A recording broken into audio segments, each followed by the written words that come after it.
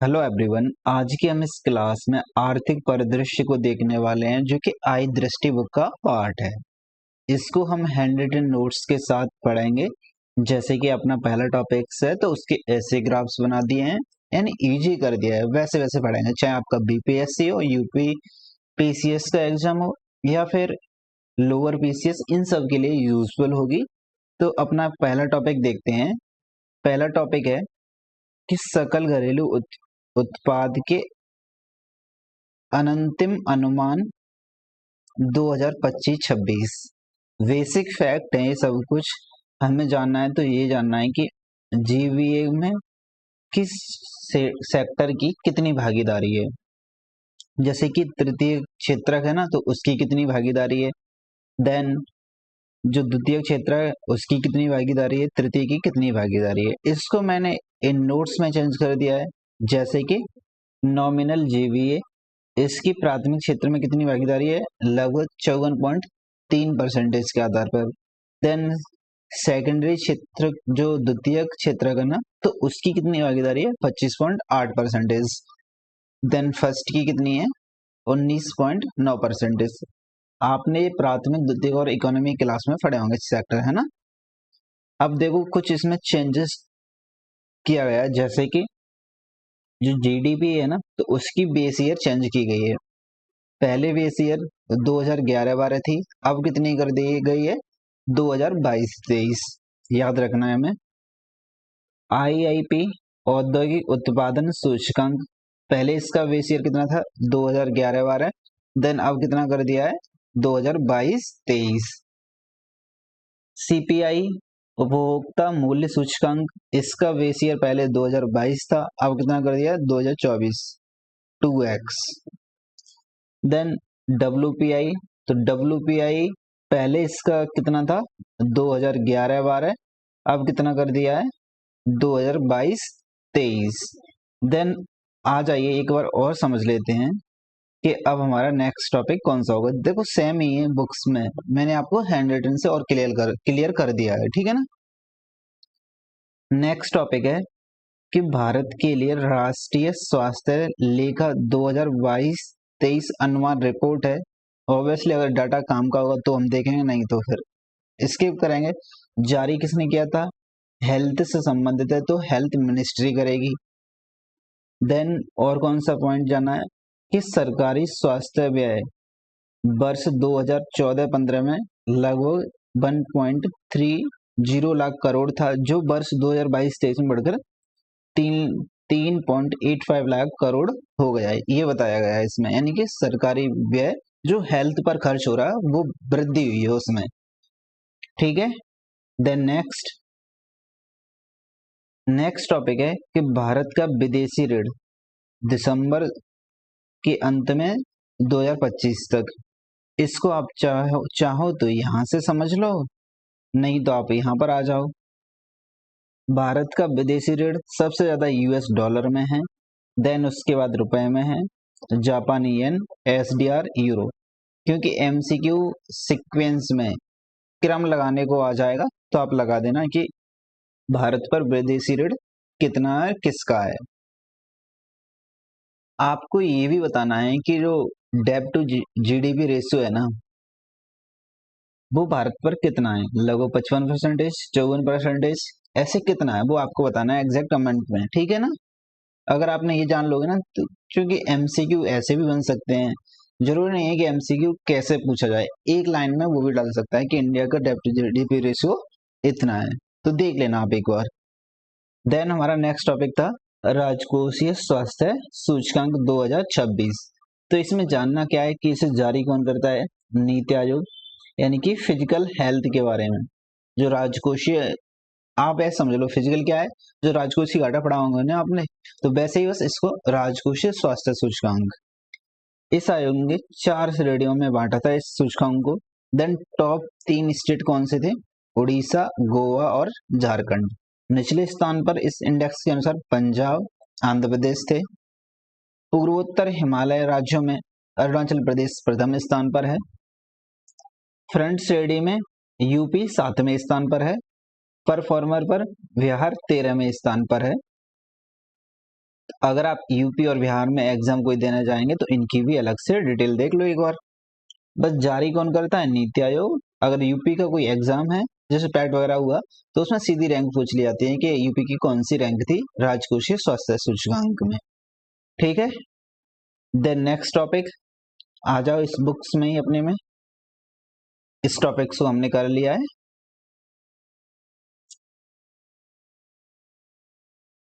Same ही है, इनको मैंने उसमें बुक्स में नोट्स में बता दिया था आपको। क्षेत्रीय कनेक्टिविटी योजना संशोधित उड़ान, उड़ान स्कीम योजना थी ना, तो उसमें ही अपडेटेड वर्जन आया। केंद्रीय बजट 2025-26 में रखी गई थी अपडेटेड वर्जन की रूपरेखा, और जिसे केंद्रीय मंत्रिमंडल ने पारित कर दिया, यानी औपचारिक मंजूरी दे दी थी। देन इसको समझ लो, 25 मार्च 2026 को पीएम नरेंद्र मोदी की अध्यक्षता में केंद्रीय मंत्रिमंडल ने क्षेत्रीय कनेक्टिविटी योजना संशोधित उड़ान को मंजूरी प्रदान की थी। यह योजना वित्त वर्ष 2026-27 से वित्त वर्ष 2035-36 तक 10 वर्षों के लिए लागू की गई है। इसका कुल परिव्यय 28,840 करोड़ रुपए है। ठीक है, यानी कि जो मौजूदा 100 एयरपोर्ट्स हैं उनको और हमें एडवांस करना है। मूल योजना समझ लो कि जो मूल योजना उड़ान थी, उड़े देश का आम नागरिक 21 अक्टूबर 2016 को शुरुआत होती है उस योजना की। पहली उड़ान 27 अप्रैल 2017 को संचालित होती है। यही योजना आगे चलकर छोटे शहरों को हवाई संपर्क देने का आधार बनी, जिस पर संशोधित उड़ान का नया चरण निर्मित हुआ था।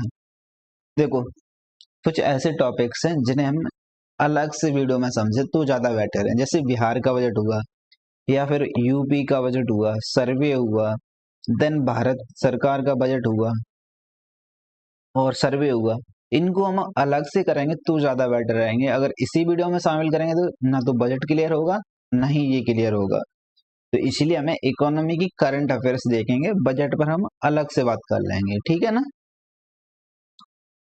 तो नेक्स्ट टॉपिक देखो, नेक्स्ट टॉपिक आपका आएगा, वो आएगा 16वें वित्त आयोग की रिपोर्ट।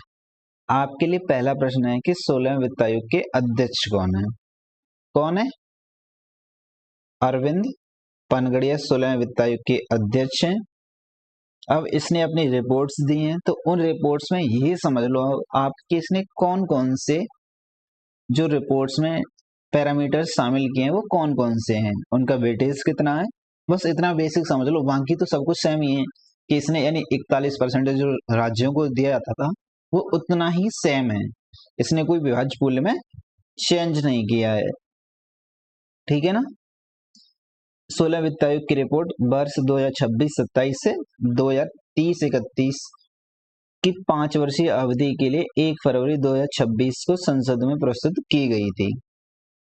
बेसिक है, केंद्रीय करों के विभाज्य पूल में राज्यों का हिस्सा 41% रखने का सुझाव दिया, जो कि 15वें वित्त आयोग के अनुरूप था।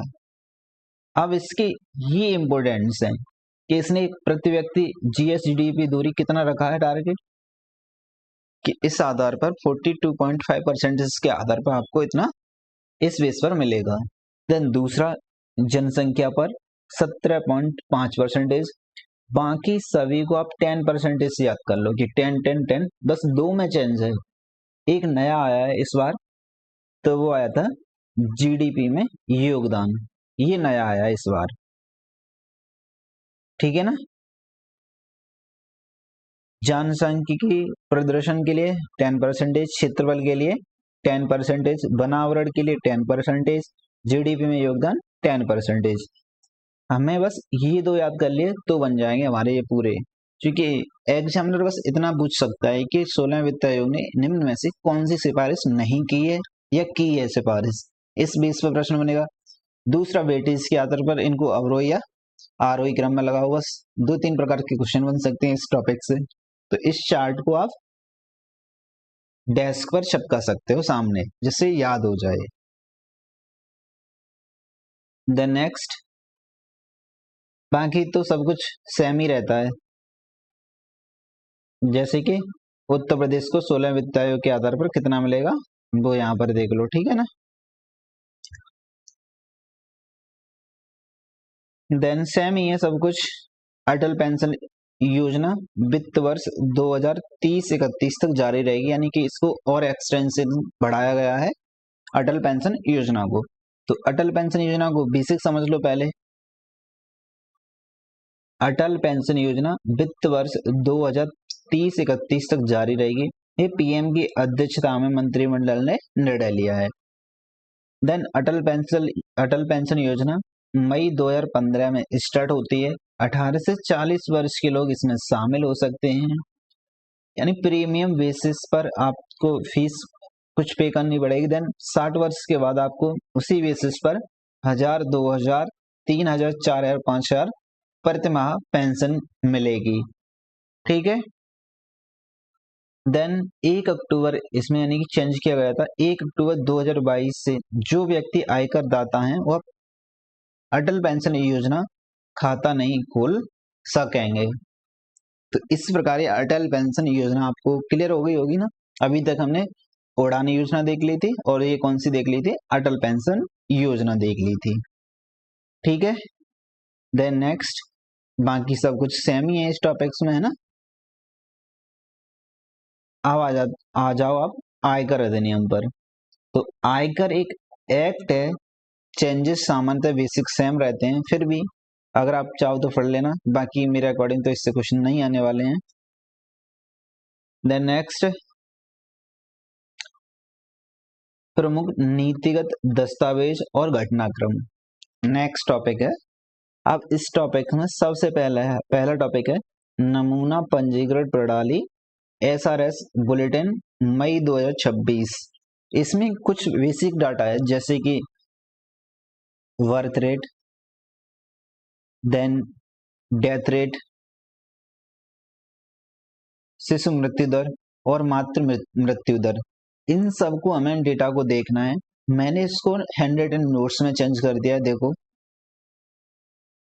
उस आधार पर हम इसको अब पढ़ेंगे। तो नमूना पंजीकरण प्रणाली एसआरएस बुलेटिन मई 2026, इसको जारी कौन करता है, तो रजिस्टर जनरल कार्यालय गवर्नमेंट ऑफ इंडिया द्वारा इसको जारी किया जाता है। जन्म दर, बर्थ रेट विगत 5 दशकों में गिरावट आई है। 2024 में कितनी हो गई थी, 18.3 प्रति हजार पर। तो यहां से ये भी समझ लेना कि जन्म दर को हम हजार पर कैलकुलेट करते हैं। न्यूनतम जन्म दर कहाँ, यानी कि जो जन्म दर है ना, इसमें ये उल्टा हो गया है कि न्यूनतम और शीर्ष पर जन्म दर। ये वाला देखो, बुक्स में आ जाओ। शीर्ष वाले ये राज्य हैं बिहार, उत्तर प्रदेश, राजस्थान, मध्य प्रदेश। और न्यूनतम कौन से वाले हैं, अंडमान निकोबार द्वीप समूह, गोवा और चंडीगढ़। तो अपने नोट्स में ना इनको हम चेंज कर लेंगे। ये कौन से वाले हैं, ये शीर्ष वाले हैं, और देन ये वाले कौन से हैं, न्यूनतम वाले हैं। कौन से हैं, न्यूनतम वाले। बड़े राज्यों में केरल सबसे कम है ना, जन्म दर यहाँ पर सबसे कम जन्म दर है। अब आ जाओ मृत्यु दर पर। तो मृत्यु दर पर विगत 5 दशकों में गिरावट देखी गई है, कितनी है, 6.4 प्रति हजार पर। शहरों में कम है, ग्रामीणों में थोड़ी ज्यादा है कंपैरिजन के आधार पर। ये अपनी बुक्स में पॉइंट दिया गया है, इसीलिए यहाँ पर डाला है। शीर्ष यानी कि मृत्यु दर सबसे ज्यादा कहाँ पर, छत्तीसगढ़ में, उड़ीसा में और केरल में शामिल किया गया है। न्यूनतम चंडीगढ़, मणिपुर, दिल्ली और सिक्किम को शामिल किया गया है। देन मृत्यु दर में शीर्ष पर तो वही आपका छत्तीसगढ़, उड़ीसा, केरल। देन न्यूनतम पर चंडीगढ़, मणिपुर और दिल्ली, देन सिक्किम, ठीक। आ जाओ शिशु मृत्यु दर पर। 2024 में प्रति हजार जीवित जन्म पर 24 शिशुओं की मृत्यु। तो ये भी प्रति हजार पर है। अभी तक हमने तीनों देखे थे, तीनों पर 1000 पर, यानी प्रति हजार पर हैं। सर्वाधिक IMR छत्तीसगढ़, MP, UP संयुक्त में है। 35 के साथ। देन मेघालय, न्यूनतम कहाँ पर होती है, तो न्यूनतम मणिपुर में, लद्दाख में, चंडीगढ़ में। एक और डाटा हमारा सबसे बेस्ट इसी रिपोर्ट का, वो है मातृ मृत्यु अनुपात, MMR। ये प्रति लाख पर देखते हैं, यानी कि प्रति लाख पर, हजार पर नहीं है। जीवित जन्मों पर MMR कितनी है, लगभग 87 है। कितनी है, 87 है। एक बार यहाँ पर भी चेक कर लो कितनी हो गई है, 22-24 में 87 हो गई है। इससे पहले कितनी थी, 88 पहले थी इससे, ठीक है ना। तो सर्वाधिक और न्यूनतम, न्यूनतम केरल में है, सर्वाधिक यूपी में है। आवधिक श्रम बल सर्वेक्षण 2025, बेसिक कहानी सब कुछ है, लेकिन इसमें बस इतना समझ लो कि जो ग्रामीण महिलाएं हैं वो शहरी महिलाओं से अधिक भागीदारी कर रही हैं अभी प्रेजेंट में। तो ये आप मेंस में यूज कर सकते हो इस डाटा को, आंसर राइटिंग में, श्रम बल भागीदारी में। अगर प्रीलिम्स की लाइन आती है एक लाइन, तो उसमें भी आप यूज कर सकते हो। ठीक, अब आ जाओ नेक्स्ट टॉपिक, बैंककारी संशोधन अधिनियम 2025। ऐसा कुछ चेंजेस नहीं है जो एग्जाम में क्वेश्चन बन जाए। देन नेक्स्ट, आवधिक श्रम बल सर्वेक्षण, इसको तो अभी देखा था है ना, कि ग्रामीण में महिलाओं की भागीदारी बढ़ रही है शहरों की तुलना में। राष्ट्रीय परिवार स्वास्थ्य सर्वेक्षण 2023-24 सेम ही है, अभी सब कुछ थोड़ा बेसिक बातें हैं। उत्तर प्रदेश ग्रामीण आबादी अभिलेख अधिनियम 2025, कोई एग्जाम पॉइंट है भी इसमें नहीं है पॉइंट्स। देन नेक्स्ट, सांख्यिकी एवं कार्यक्रम कार्यान्वयन मंत्रालय का नया लोगो और शुभंकर। बस वैसे इससे भी MCQ नहीं बनेगा, लेकिन फिर भी बेसिक समझ लो कि अपना, यानी कि MOC में नया लोगो आया है और उसका शुभंकर क्या है, सांख्यिकी। नए लोगों की थीम थी विकास के लिए डेटा, डेटा फॉर डेवलपमेंट। अब नया लोगो क्या है, अशोक चक्र, सत्य, पारदर्शिता और सुशासन का प्रतीक है। केंद्र में क्या है, रुपए का चिन्ह है। बस बाकी कुछ बेसिक है, ज्यादा मगजमारी करनी नहीं है। उतना ही पढ़ो जितना PYQ बेसिस पर आते हैं और फ्यूचर्स में PYQ बन सकते हैं। देन नेक्स्ट, अब क्षेत्रीय ग्रामीण बैंकों के लिए नया लोगो। तो लोगो आया है, उससे क्वेश्चन नहीं आएगा कि कैसे लोगो आया, क्या हुआ, कुछ नहीं। बस बेसिक समझ लो कि RRB का गठन कैसे होता है, उसमें केंद्र की कितनी भागीदारी होती है, राज्यों की कितनी भागीदारी होती है, प्लस प्राइवेट सेक्टर की कितनी भागीदारी होती है। अगर इसका गठन हुआ तो इसकी संपत्ति कैसे होगी, या कैसे इसका गठन हो सकता है, ये कुछ बेसिक आप यानी अलग से पढ़ लेना। मैंने आपको पेज में इसकी इसीलिए जगह भी छोड़ दी है आपको कि इसमें कुछ लिख सको आप। ठीक, देन नेक्स्ट अपना टॉपिक आएगा, वो आएगा कृषि से संबंधित। जैसे कि एक और टॉपिक है, नेपाल, भूटान और श्रीलंका में भारतीय रुपए ऋण की अनुमति। तो ये वैसे ही क्लियर हो रहा है कि नेपाल, भूटान और श्रीलंका में भारतीय रुपए में ऋण देने की अनुमति मिल गई है। अब इसमें बेसिक और क्या जानना है आपको एग्जाम के हिसाब से, कुछ नहीं ना। बाकी ऐसे कोई पॉइंट नहीं है जहां से आपका MCQ बन जाए, तो मैंने भी नहीं हाईलाइट किया है, बस उसी अकॉर्डिंग। कृषि एवं संबंध क्षेत्र, इसको मैंने प्रॉपर हैंड रिटन नोट से कंप्लीट किया है, तो और उसको देखो, उसमें ज्यादा क्लियर समझ में आएगा। अब देखो, बागवानी फसलें क्या होती हैं, इसी में बताया गया है कि बागवानी फसलें वे फसलें होती हैं जिनमें फल, सब्जियां, फूल, औषधीय पौधे एवं सुगंधित पौधे, मसाले इत्यादि की खेती की जाती है, उन्हें हम बागवानी फसलें कहते हैं। अब फल उत्पादक शीर्ष 4 राज्य कौन से हैं, तो पहला राज्य है आंध्र प्रदेश, महाराष्ट्र, UP, MP। फल में UP 3rd नंबर पर है, गौर करना है। सब्जी उत्पादन में शीर्ष राज्य कौन से हैं, तो सबसे पहला राज्य है UP, उसके बाद पश्चिम बंगाल, MP और महाराष्ट्र। तो UP सबसे टॉप में है। कौन है टॉप में, UP। आलू UP में टॉप है, आम किस में, UP में टॉप है। क्लियर है, बेसिक समझना है, बाकी आंसर यहीं से निकल जाएगा आपका। प्रमुख कृषि फसलों का उत्पादन, जैसे खाद्यान्न उत्पादक कौन से सबसे ज्यादा होती है, तो यूपी में, देन एमपी में, फिर पंजाब में, फिर राजस्थान में। चावल उत्पादक राज्य यूपी सबसे टॉप पर है, देन उसके बाद तेलंगाना, पश्चिम बंगाल, देन छत्तीसगढ़। गेहूं उत्पादक राज्य, सबसे ज्यादा गेहूं कहाँ पर होता है, यूपी में, फिर कहाँ होता है, एमपी में, पंजाब में। और दलहन उत्पादक सबसे ज्यादा दालें कहाँ होती है, एमपी पर, और उसके बाद महाराष्ट्र पर, देन उसके बाद राजस्थान में। दलहन इतनी ज्यादा जरूरी है, यहाँ पर एक 6 वर्षीय मिशन भी आता है, दलहन उत्पादकता मिशन, उसको भी आगे देखेंगे।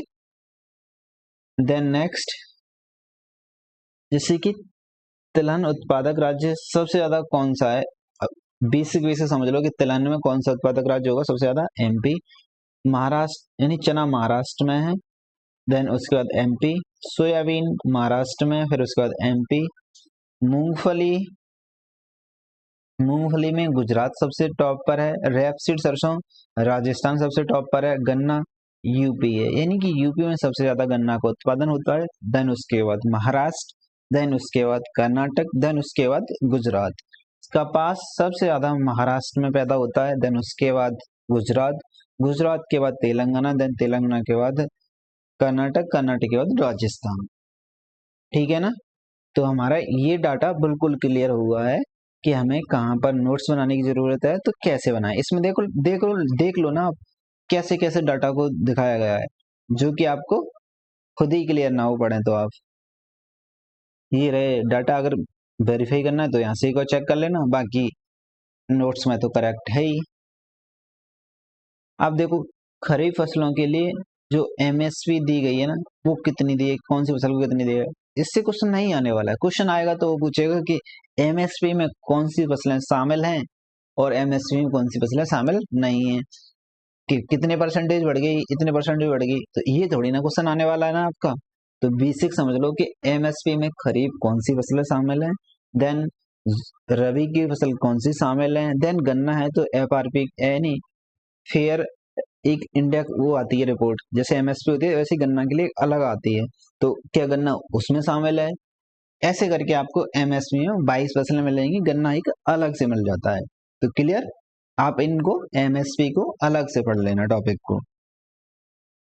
ये कुछ फसलों के नाम है, इनमें वृद्धि हुई है, कितनी हुई है वो आप देख सकते हो, बाकी तो क्वेश्चन का पैटर्न समझ ही चुके हैं आप। आधारभूत पशुपालन सांख्यिकी 2025, इसको समझ लो कि FAO बोलता है कि दुग्ध उत्पादन में भारत विश्व में पहले स्थान पर है। आ जाओ, इसका तो नोट्स भी है। देन देखो कि FAO के अनुसार दुग्ध उत्पादन में भारत पहले स्थान पर है। शीर्ष उत्पादक राज्य यूपी सबसे टॉप पर है, देन उसके बाद राजस्थान, देन उसके बाद एमपी, गुजरात और महाराष्ट्र। रबी फसलों के लिए एमएसपी सेम रिपीटेशन, सेम सब कुछ है। करना क्या है, आपको एमएसपी की प्रॉपर लिस्ट देखनी है कि कौन सी फसल इसमें शामिल है, कौन सी नहीं शामिल है। देन नेक्स्ट टॉपिक है पीएम धन धान्य कृषि योजना, इसको अपने हैंडराइटन नोट से समझते हैं। पीएम धन धान्य कृषि योजना बजट 2025-26 में शुरू की जाती है, 6 वर्षों के लिए आती है, 2025 से 2031 तक। इसका टारगेट होता है कि 100 जिलों को हमें कवर करना है, जो कैसे कम उत्पादकता हो रही है उनमें हमें फोकस करना है। इसका टारगेट रखा है 24,000 करोड़ का, कि हमें इतना खर्च हो जाए इस योजना में। देन इसी के साथ दलहन आत्मनिर्भरता मिशन समझ लो, वो भी इसी से जुड़ा हुआ है। ये भी 6 वर्षीय मिशन है, 2025 से 26, देन 2030 से 31 तक। बजट 2025-26 में इसकी भी घोषणा होती है। इसका टारगेट होता है कि हम नेक्स्ट 4 वर्षों तक 100% एमएसपी पर अरहर, उड़द और मसूर को खरीदें। ये 3 फसलें हैं, अरहर, उड़द, मसूर, इनको आपको याद रखना है। ये 3 कौन सी फसल है, CDS में क्वेश्चन आ चुका है इससे, PYQ आते हैं ऐसे टॉपिक से, तो हमें संभल के रखना है थोड़ा। देन नेक्स्ट, इसमें यानी कितना निवेश की बात बोली है, तो 11,440 करोड़ की बात बोली गई है कि इतना हम खर्च कर देंगे। देन अगेन आ जाओ अपने टॉपिक्स पर। तो अपने टॉपिक्स यहाँ से देखो, ई नाम पोर्टल है, ई नाम पोर्टल, जहां पर आप मार्केट प्राइस वगैरह सब कुछ देख सकते हो, ऑनलाइन पोर्टल है। अब आ जाओ उद्योग क्षेत्र।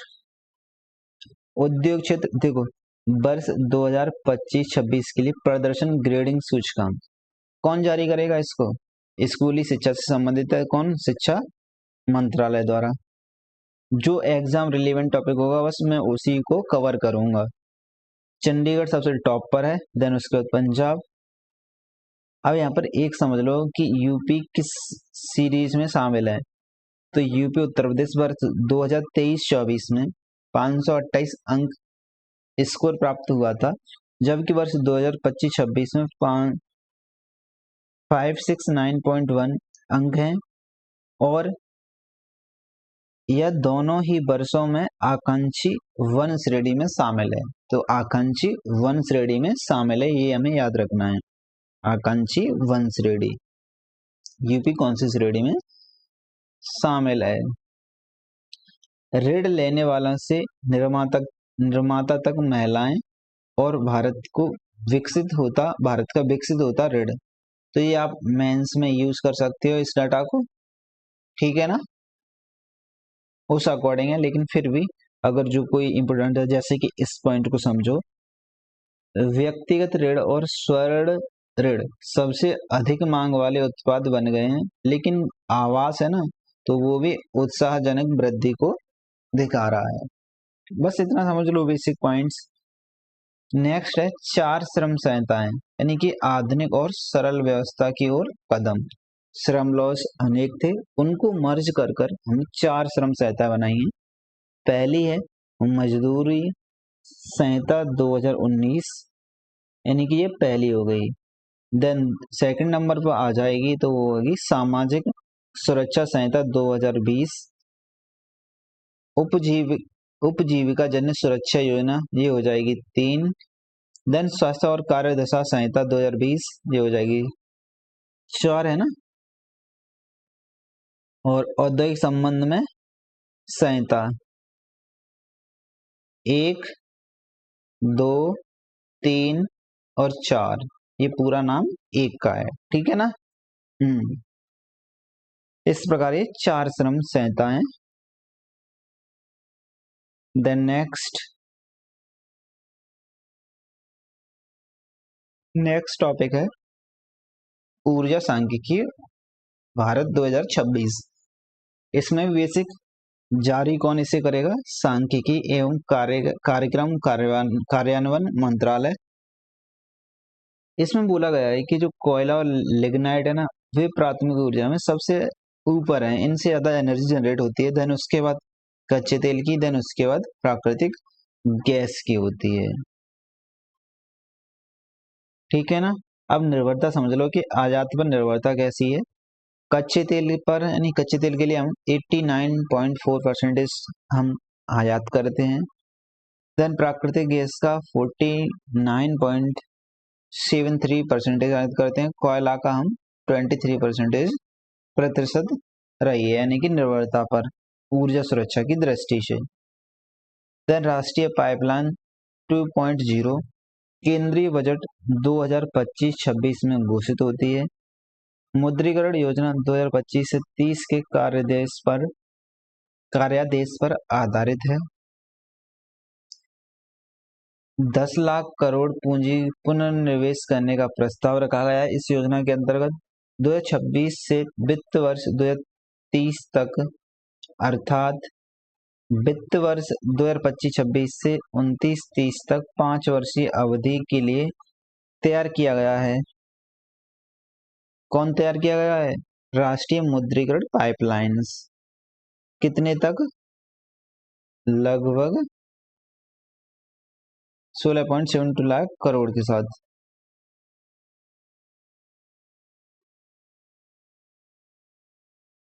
नेक्स्ट, निर्यात संवर्धन सूचकांक एक्सपोर्ट प्रमोशंस मिशन EPM केंद्रीय बजट 2025-26 में इसको घोषित किया जाता है। यह एक 6 वर्षीय मिशन है। इसकी राशि यानी कि 25,060 करोड़ है, और इसे वित्त वर्ष 2025 से 2030-31 तक लागू किया जाना है। यानी कि इसका उद्देश्य क्या है? भारत की निर्यात प्रतिस्पर्धात्मक एक्सपोर्ट कॉम्पिटिटिवनेस को मजबूत करना है। इस मिशन में विशेष रूप से एमएसएमई, पहली बार निर्यात करने वालों, श्रम गहन या भीतरी क्षेत्रों और कम निर्यात तीव्रता वाले जिलों के निर्यातकों पर केंद्रित है। सेम उसका सब कुछ है। देन नेक्स्ट,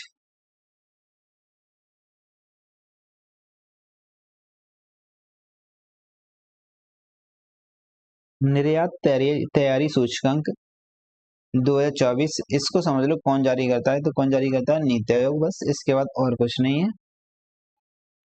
जैसे कि 4 स्तंभ है, तो वे कौन कौन से हैं? ठीक है ना। शीर्ष प्रदर्शन करता लीडिंग परफॉर्मेंसर्स कौन से हैं? महाराष्ट्र बड़े राज्यों में, तमिलनाडु, देन उसके बाद गुजरात के बाद उत्तर प्रदेश का स्तंभ कौन सा है? चौथा है। उत्तराखंड में सबसे ज्यादा नॉर्थ ईस्ट में है। देन उसके बाद जम्मू कश्मीर, नागालैंड, दादरा और नागर हवेली, दमन और दीव तथा गोवा, इन राज्यों में है।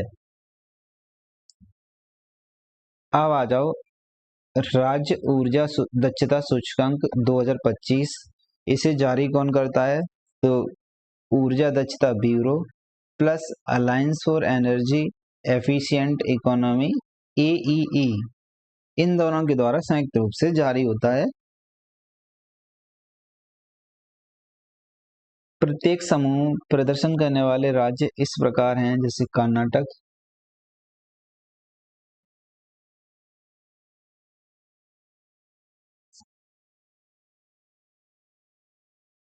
महाराष्ट्र, तमिलनाडु, उड़ीसा, यूपी। बिहार श्रेणी 3 में शामिल है, यूपी श्रेणी 1 में शामिल है। विश्व निवेश रिपोर्ट जारी कौन करता है? अंकटैड जारी करता है। स्वास्थ्य यानी जो निवेश रिपोर्ट है ना, तो इसकी थीम क्या थी? थीम है डिजिटल अर्थव्यवस्था में अंतर्राष्ट्रीय निवेश, ये थीम थी इसकी। देन नेक्स्ट, ये रिपोर्ट बताती है कि एफडीआई बहिर्प्रवाह, इसका मतलब है यानी किसी देश से दूसरे देश में एफडीआई जाना। जैसे कि बहिर्प्रवाह यानी भारत से बाहर एफडीआई जाना, एक होता है भारत के अंदर एफडीआई आना, तो उसे क्या बोलेंगे आप? एफडीआई अंतः प्रवाह। बहिर्प्रवाह में सबसे ज्यादा यूएसए करता है, उसके बाद जापान करता है, देन चीन करता है। और इस यानी क्रमशः पहले, दूसरे तथा तीसरे स्थान पर है, चौथे एवं पांचवें स्थान पर क्रमशः लग्जमबर्ग और हांगकांग है। ठीक है ना। भारत की रैंक कौन सी है यहाँ पर? भारत की रैंक कौन सी है? 18वीं कौन सी? हाँ, कौन सी है? 18वीं। किसके मामले में?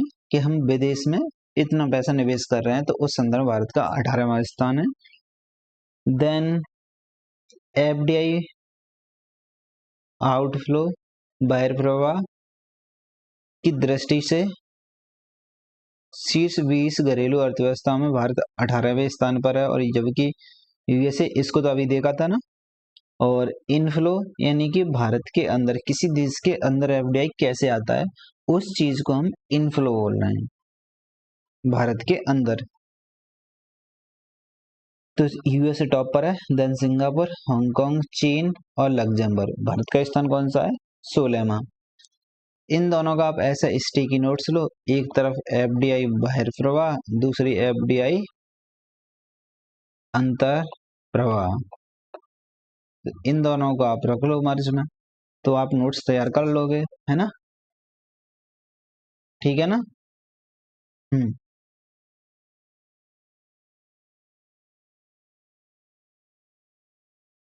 नेक्स्ट है इंडिया बायो इकोनॉमी रिपोर्ट 2026। यह घोषणा यानी कि इसमें बताया जाता है कि भारत की जैव अर्थव्यवस्था वर्ष 2014 में $10 बिलियन से बढ़कर 2025 में $195 बिलियन से अधिक हो गई है। देन इसी में बताया गया है कि इसका योगदान, बायो इकोनॉमी का योगदान जीडीपी में लगभग 5% हो गया है। कितना? 5%। इसमें सबसे ज्यादा राज्यों का योगदान करने वाले हैं। सबसे अधिक राज्य कौन सा है योगदान करने वाला? महाराष्ट्र, देन उसके बाद कर्नाटक, देन उसके बाद तेलंगाना, फिर उसके बाद गुजरात। ऐसे करके आप कुछ एक दो स्टार्टिंग के याद रख लेना। बस जीडीपी में कितना योगदान है? 5%। नेक्स्ट टॉपिक है अंतरराष्ट्रीय आर्थिक घटनाक्रम। उसमें हम बेसिक बेसिक है बस वही समझेंगे। WEF की टेक पायनियर्स समूह में भारत की 9 कंपनियां शामिल हैं। तो WEF विश्व आर्थिक मंच इसको जारी करती है। 100 कंपनियों की सूची है, इनमें से भारत की 9 कंपनियां शामिल हैं। 9 कंपनियां ये रही। देन हमें इसमें ये बताना है कि इसमें फर्स्ट कौन है, सेकंड कौन है। तो फर्स्ट USA है, सेकंड चीन है, देन थर्ड पर भारत आया है। नेक्स्ट है वैश्विक आर्थिक संभावना जून 2026 रिपोर्ट। विश्व बैंक समूह की अर्धवार्षिक रिपोर्ट है। ऑब्वियसली काम की तो नहीं होंगी क्योंकि अर्धवार्षिक है, तो बस बेसिक समझ लो कि भारत की जीडीपी के बारे में 7.7% का डाटा दिया है इसने। देन यानी कि विश्व की जो जीडीपी है ना वो 2.5% रहेगी। इसके पीछे उन्होंने जो संघर्ष चल रहा है उसमें ऊर्जा आयात पर बहुत से देश डिपेंड हैं, इस दोनों डिलेमा को बताया था मेन रीजन। बाकी सब कुछ घुमाने वाली बातें हैं, देख लेना आप एक बार, जो एग्जाम रिलेवेंट तो नहीं है। अब इसमें जैसे विश्व की कितनी बताई गई है 2026 में 2.5 एवरेज जीडीपी ग्रोथ रेट, वहीं इंडिया की कितनी दिखाई गई है? इंडिया की कितनी है? लगभग 7 यानी 6 के आसपास। देखना एक और कितनी है? 7.7 के आसपास। ठीक है ना, तो यहाँ से आप कंपैरिजन कर लो जाओगे। अब देखो एक फैक्ट है कि कंबोडिया में सीमा पार यूपीआई भुगतान शुरू। तो कंबोडिया यूपीआई शुरू करने वाला 9वां देश बन गया। इससे पहले सिंगापुर, संयुक्त अरब अमीरात, France, Mauritius, Nepal, Bhutan, Qatar और श्रीलंका। ठीक है ना। देन नेक्स्ट विश्व आर्थिक स्थिति एवं संभावनाएं 2026 मध्य वर्ष अद्यतन। मुझे इसमें कोई काम का नहीं लगा और बाकी मैं हाईलाइट कर देता नहीं तो। अब देखो नेक्स्ट है भारत की डिजिटल अर्थव्यवस्था की स्थिति 2026। जो हाईलाइट पॉइंट है उनको देखो यहाँ पर। यानी इस रिपोर्ट के अनुसार भारत की वैश्विक डिजिटल रैंकिंग 2025 में 8वीं थी, वर्ष 2026 में बढ़कर 5वीं हो गई है। भारत से आगे केवल अमेरिका, चीन, सिंगापुर और जर्मनी है। अभी देखो एक और नेक्स्ट रिपोर्ट आती है इसी की, वो है स्टैंड लॉन एआई इंडेक्स। इसमें भारत चौथे स्थान पर है, पहले पर अमेरिका, दूसरे पर चीन, तीसरे पर Singapore. Bharat Germany, France, Japan, Canada और दक्षिण कोरिया से आगे है इस रिपोर्ट में। ठीक है ना। डिजिटल में ये भी फैक्ट समझ लो, कई मेंस में आप इनको यूज कर सकते हो। G20 जनसंख्या का भारत है ना, वो G20 जनसंख्या का कितना है? 31% हिस्सा रखता है। और G20 के इंटरनेट, मोबाइल और स्मार्टफोन उपयोगकर्ता में करीब 22% हिस्सा रखता है। लेकिन ई कॉमर्स में भारत का हिस्सा कितना है? 15% है। डिजिटल पेमेंट यूजर्स 14% है। खास बात यह है कि अब G20 एआई उपयोगकर्ता में भारत का हिस्सा कितना है? 26% है। Brand finance global 500 2026। देन इसमें बताया है कि जो एप्पल है विश्व का शीर्ष ब्रांड है। देन उसके बाद यानी कि भाई माइक्रोसॉफ्ट, गूगल, अमेजॉन। भारत की 61वें स्थान पर टाटा समूह सबसे भारत का मूल्यवान ब्रांड है। देन उसके बाद इन्फोसिस, देन उसके बाद LIC। वर्ल्ड इकोनॉमिक आउटलुक, इसको बस यह समझ लो कि इसको जारी कौन करता है? IMF इसको जारी करता है।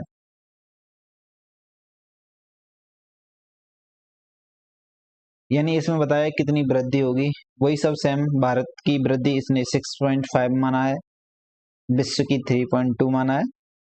वेल्थ ट्रैकर इंडिया 2026 ये बताती है कि भारत में यानी लगभग 1% लोगों के पास 40% संपत्ति है, वहीं 50% लोगों के पास कितनी है 6.4% संपत्ति है। बेसिक रिपोर्ट है, कई मेंस में आप आर्थिक असमानता को लेकर क्वेश्चन आता है तो वहां पर इसका यूज कर सकते हो, वहां की प्रीलिम्स में तो चांस कम है। सेम ये डाटा भी दे रखा है, इसमें बताया कि इस रिपोर्ट से दो भारत बन रहे हैं और के आकार की वृद्धि की बात कर रहे हैं रिपोर्ट में। वैश्विक व्यापार परिदृश्य सांख्यिकी मार्च 2026 जारी कौन करता है? WTO। अब इस रिपोर्ट में निर्यातक और आयातक टॉप देश कौन कौन से हैं? तो निर्यातक कौन है सबसे टॉप में? चीन, यूएसए, जर्मनी, नीदरलैंड्स। आयातक में यूएसए, चीन, जर्मनी और यूके। भारत की स्थिति, भारत 19वें स्थान पर निर्यातक में है, आयातक में 9वें स्थान पर। देख रहे हो 9वें स्थान पर आयातक ग्रोथ हो रही है ज्यादा, है ना, समझ रहे हो।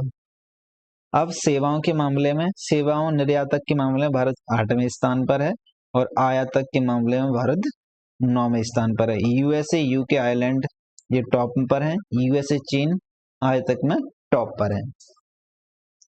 डाटा मेंस में यूज कर लेंगे, नहीं तो अगर प्रीलिम्स में एक लाइन जोड़ी जाती है तो उसको भी हम निकाल लेंगे। देखो बाल मृत्यु दर में इससे संबंधित हमने डाटा देखा था, बाल मृत्यु 1000 पर निकलती है और उसका कितना डाटा था, बाकी सब गोलमाल है।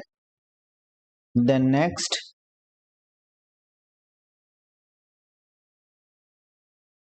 Brand finance IT services 2025-26। Accenture लगातार 8वें वर्ष दुनिया का सबसे मूल्यवान आईटी सेवा बना है। Then Tata Consultancy Services TCS लगातार दुनिया का दूसरा यानी कि सबसे मूल्यवान आईटी बना है 5वें वर्ष लगातार तक, दूसरा सबसे मूल्यवान आईटी। देन तीसरा बना है इन्फोसिस, AAA रेटिंग मिली है TCS को इस बार, इसलिए विशेष महत्वपूर्ण है। इन्फोसिस तीसरा बना है। अब आईटी सर्विसेज में अमेरिका सबसे टॉप पर है, उसके बाद दूसरे स्थान पर भारत है, उसके बाद दूसरे स्थान पर कौन है? भारत।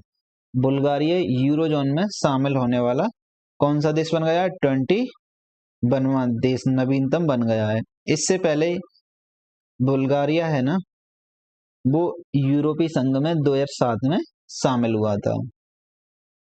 इसकी मुद्रा है लेव, इसको अब चेंज करेगा किसमें? यूरो में, इसीलिए करंट अफेयर्स का पार्ट है। विश्व असमानता रिपोर्ट 2026 बहुआयामी असमानता और भारत के लिए नीतिगत संकेत जारी कौन करता है? वर्ल्ड इनइक्वालिटी लैब इसको जारी करती है। देन इसमें सेम जो अभी पीछे देखा था हमने कि कितने 10% लोगों के पास कितना संपत्ति का हिस्सा, जबकि निचले लोगों के पास कितनी संपत्ति है, 1% के पास कितनी संपत्ति है, जिसे आप मेंस में यूज कर सकते हो, बस उतने ही पॉइंट है। बट यहाँ पर समझने वाला ये बात है कि भारत के कर ढांचे में कर भार अनुपातिक रूप से निम्न मध्यम वर्ग पर अधिक पड़ता है और उच्च आय और संपत्ति वर्गों पर प्रभावी कर दर कई रियायतों, छूटों और कर योजनाओं के कारण अपेक्षा से कम रह जाती है। यानी कि जो मध्यम वर्ग लोग हैं, उन निम्न मध्यम वर्ग, उन पर टैक्स का प्रभाव ज्यादा पड़ रहा है, जो उच्च आय वाले हैं उन पर थोड़ा कम है, ऐसा कुछ बोल रही है ये रिपोर्ट। देन नेक्स्ट, अब भारत EFTA व्यापार समझौता 5 देशों के साथ होता है, ये टेपा नई दिल्ली में होता है। कौन से यानी 4 देश हैं? वो है स्विट्जरलैंड, नॉर्वे, आइसलैंड और लिंचेस्टन। यानी कि ये एप्टा है, एप्टा और प्लस भारत दोनों मिलकर टेपा करते हैं। 4 देश हैं यूरोप के और प्लस एक वन इंडिया, इस इन मिलाकर ये 5 देश हो गए, है ना, ठीक है। देन इसमें टारगेट ये रखा है कि अगले 15 वर्षों तक हम $100 बिलियन तक का निवेश लाएं भारत में। देन 10 लाख प्रत्यक्ष रोजगार सृजित करना है, इसका ये टारगेट है। EFTA समझ लो, EFTA आइसलैंड, लिंचस्टेन, नॉर्वे, स्विट्जरलैंड का एक अंतर सरकारी संगठन है जिसकी स्थापना 1960 में होती है। ये यूरोपीय संघ से अलग संस्था है। इसको भी समझ लो। TEPA TEPA व्यापार और आर्थिक समझौता एक आधुनिक और महत्वाकांक्षी समझौता है जिसमें भारत द्वारा हस्ताक्षरित किसी भी मुक्त व्यापार समझौते FTA में पहली बार निवेश और रोजगार सृजन पर बाध्यकारी संकल्प जाहिर किया गया है। क्लियर। नेक्स्ट टॉपिक है राष्ट्रीय वैश्विक सूचकांक।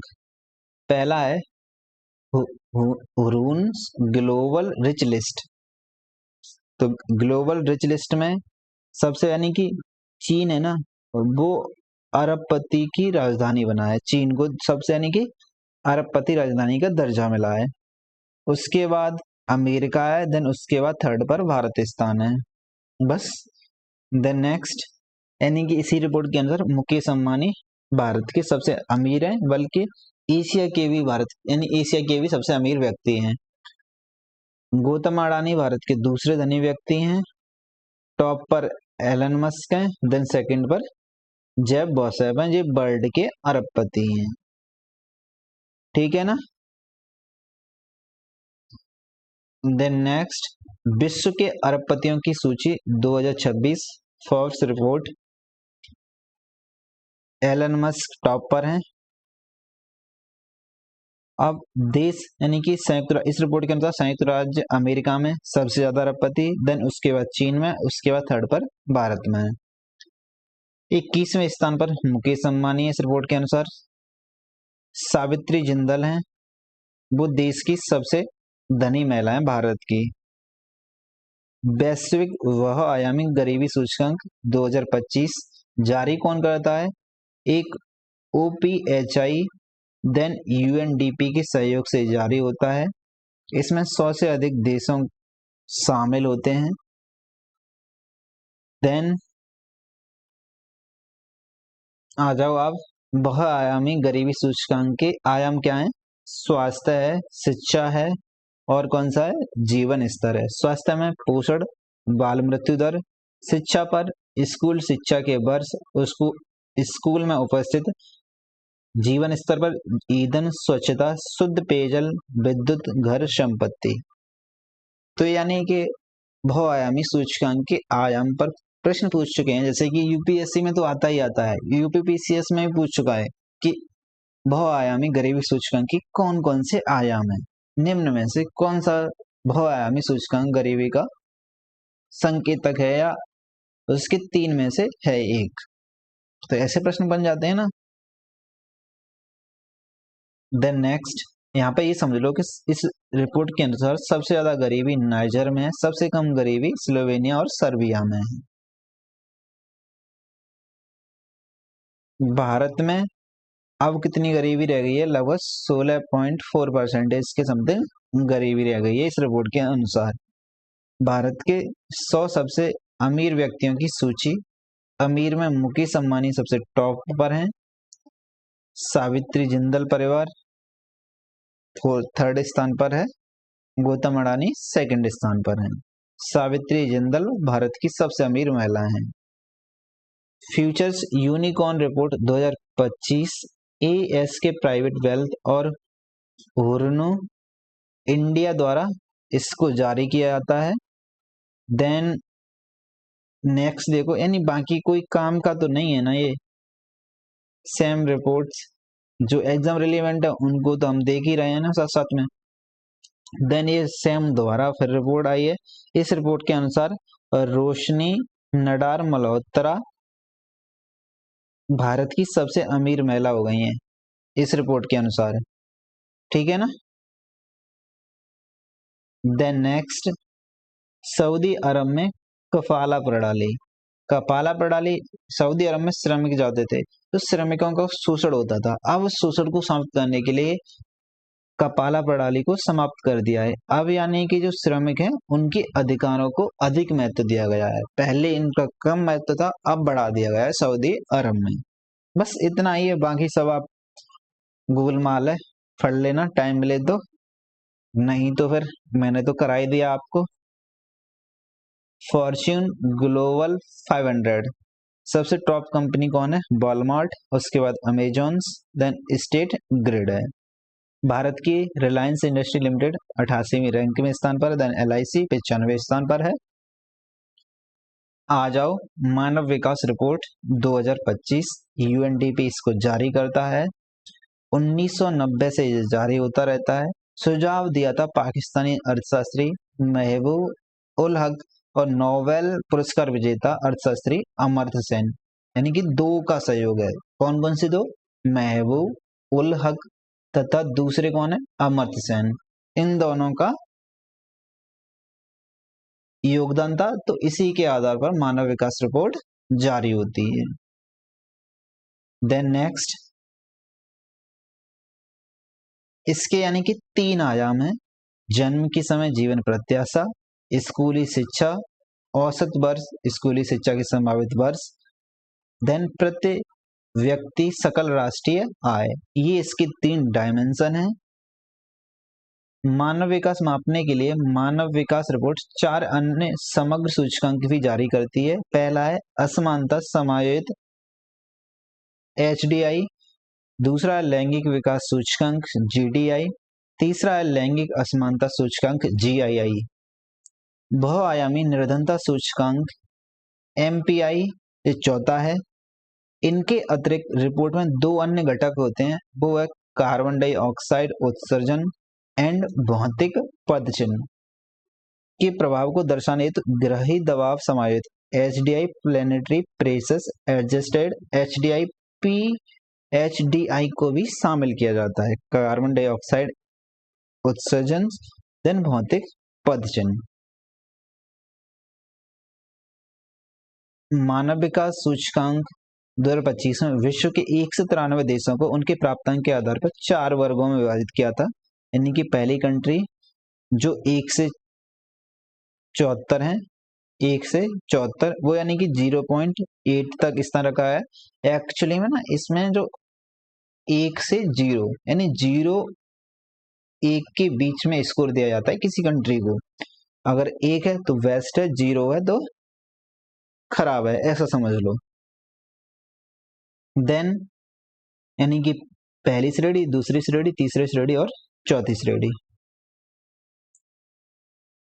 वर्ष के सूचकांक में आइसलैंड सबसे यानी मानव विकास सूचकांक में सबसे आइसलैंड आगे है, नॉर्वे है, देन स्विट्जरलैंड है, देन डेनमार्क है। दक्षिणी सूडान, सोमालिया, मध्य अफ्रीकी गणराज्य, इनमें मानव स्थिति की मानव विकास सही नहीं है। अब एक असमानता समायोजित मानव सूचकांक, इसमें शीर्ष स्थान पर आइसलैंड है, देन उसके बाद नॉर्वे, डेनमार्क इत्यादि हैं। बहुआयामी निर्धनता सूचकांक, इसमें भी शिक्षा, स्वास्थ्य और जीवन स्तर के आधार पर जारी होता है। ये भी इसे कौन जारी करता है? UNDP और OPHI के सहयोग से। इसे हमने अभी भी बहुआयामी निर्धनता सूचकांक पीछे भी देखा था, एक अलग से टॉपिक में भी, ठीक है ना। लैंगिक विकास सूचकांक, इसमें 3 आयाम ये हैं, स्वास्थ्य, शिक्षा और आय। 2025 लैंगिक विकास सूचकांक के तहत भारत समूह 5 में रखा गया है। अब लैंगिक समानता सूचकांक, इसके 3 आयाम हैं, स्वास्थ्य, सशक्तिकरण, देन श्रम बाजार। 3 आयाम है, देखने हैं। सर्वाधिक लैंगिक समानता वाले देशों में सर्वोच्च स्थान डेनमार्क का है, उसके पश्चात नॉर्वे है, तीसरे पर स्वीडन है। महिलाओं और पुरुषों के बीच सर्वाधिक असमानता वाले राज्य कौन है? यमन, नाइजीरिया, सोमालिया, चाड और अफगानिस्तान। भारत का लैंगिक समानता सूचकांक 0.403 के साथ कितनी रैंक है? 102वीं रैंक है। देन सूचकांक में भारत की स्थिति कौन सी है? 130वीं रैंक पर है भारत HDI में, और लैंगिक असमानता सूचकांक में 102वें स्थान पर है। देन इसी के साथ हमारा ये आर्थिक परिदृश्य वाला टॉपिक कंप्लीट होता है।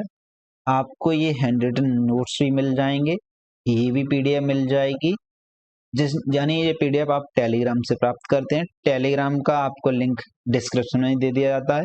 अगर कोई भी नहीं मिलता है लिंक तो आप @onlyjrf 2023 टेलीग्राम पर सर्च कर लो तो आप हमारे इस वीडियो लेक्चर्स की पीडीएफ से पहुंच जाओगे। तो वहाँ पे आपको गाइडलाइन दे दी गई है कि ये टेलीग्राम चैनल है, यहाँ से डाउनलोड कर लेना आप। वीडियो कैसी लगी, आपके नोट्स कैसे इंप्रूव हुए, टॉपिक्स जल्दी जल्दी कवर हो रहे हैं, इन सब का फीडबैक भी दिया करिए प्रॉपर। वीडियो को लाइक और शेयर करना तो आपका कंपलसरी काम है, क्योंकि यूट्यूब हमें तभी पुश करेगा जब आप ये काम करोगे तब। तो आज के लिए इतना ही। थैंक यू, नमस्ते, हंसते रहिए, मुस्कुराते रहिए, बाय बाय, जय हिंद।